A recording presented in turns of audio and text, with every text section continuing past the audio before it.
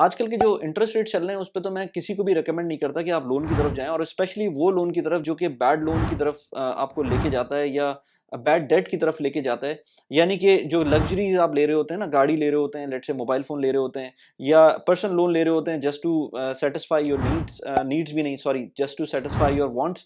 अगर उस तरह की चीज़ों के लिए कोई लोन ले रहे हैं वो तो बिल्कुल भी ना जाए। और अगर आप कोई एसेट बनाने के लिए भी लोन ले रहे हैं तब भी 10 दफ़ा सोचना पड़ता है।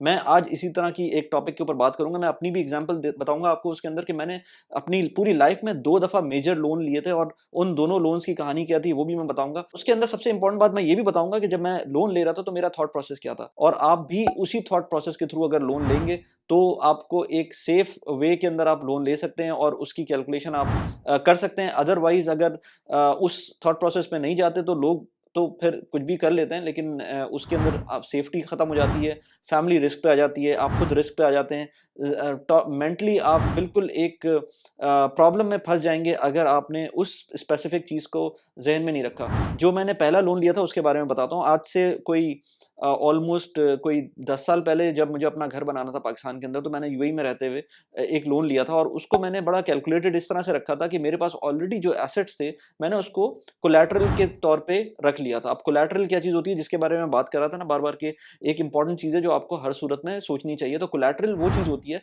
जो आपका पहले ज़माने में, आप जिसको उर्दू में या हिंदी में उसको गिरवी रखना कहते थे।